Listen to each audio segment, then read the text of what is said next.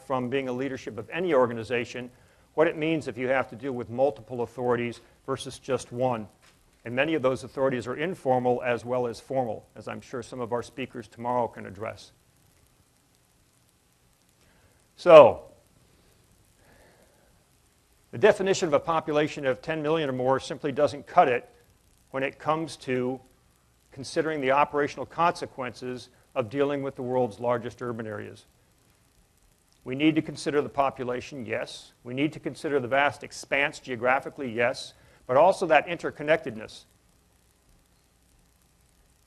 and the influence that can reach worldwide in some cases. There are cities in the world that are over 10 million. The interior of China has a number of them. If they suffered a major disaster, the impact would be essentially internal to China.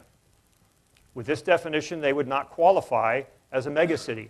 On the other hand, there are a number of cities around the world that are far less than 10 million that would, and the exemplar here is Singapore.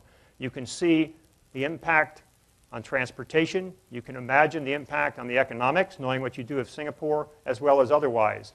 And yet that population, both of Singapore proper and of nearby urban areas in Indonesia and Malaysia, come to well under that 10 million mark.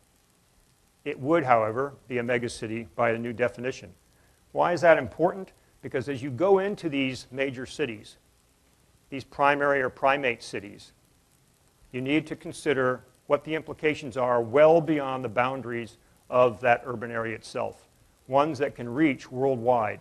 That has implications for tactical targeting that immediately have operational and strategic consequences.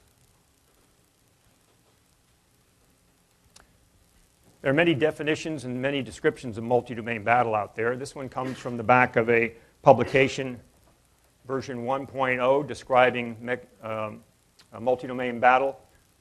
It's important to note that, yes, it includes the possibility of combat, but it also includes precluding combat or recovering from disasters, whether they're caused by warfare or otherwise. Inherent in this, if you read publications written by General Perkins, the previous TRADOC commander before General Townsend took over, and others, you'll note that they include not only military, not only other elements of government, but also non-governmental organizations, intergovernmental organizations, and commercial enterprises. And that's why tomorrow we are going to hear, amongst our speakers, from Mr. Jim Hake from Spirit of America, a well-known and very effective non-governmental organization. So to touch on some of the implications, we need to, like we do any urban area, view megacities as not only a system in and of themselves, but as portions of larger systems. And when it's a megacity, that system extends well beyond the country of which it is a part and even the immediate region around that country. I like to think of the second higher order effects of actions taken in a megacity like balls on a pool table. If you have 2 or 3 numbered balls, and that represents a rural environment, and you strike the cue ball, you might hit 1 ball, you might hit 2, but the consequences are going to be pretty easy to figure out. If the city of 1 million is a rack of cue balls, and you strike that cue ball, a rack of numbered balls, and you strike that cue ball, the effects are going to be far more difficult to figure out.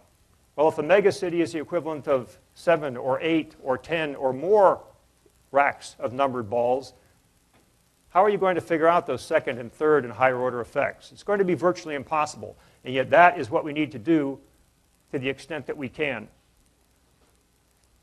Because we may be striking a target someplace, we may be taking an action someplace that has consequences that are felt on the other side of the globe. We may find that social infrastructure is equally or even more important than physical infrastructure. An important note, because when we just use the term infrastructure, too often it's roads, water, sewerage that comes to mind rather than the people and the social networks that are involved. Along the same lines, the decisive terrain or key terrain that we talk about in the military may not be ground at all, may in fact be social.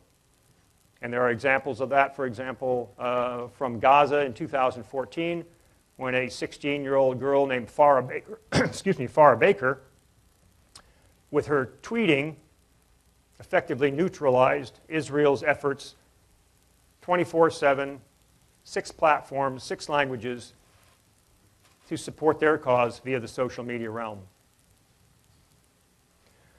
Many of you in this room are familiar with General Krulak, a former Commandant of the Marine Corps in the mid-1990s, and his metaphor, the 3-block war, where a unit might be fighting against a peer force in one block, and an adjacent block, it's having to put people toward supporting a population that is suffering, disaster relief, and yet at a third block, there's a stability operation because there's an imminent riot or a demonstration.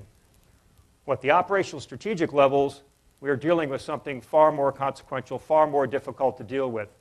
In a megacity, you could have force-on-force combat, intense force-on-force combat, and other parts of the city would be little, if at all, affected. On the other hand, you're going to have thousands or tens of thousands or even millions of refugees that you'll have to deal with, and you may well have to deal with demonstrations or resistance that spread through a large portion of that megacity. Chances are you're only going to be able to put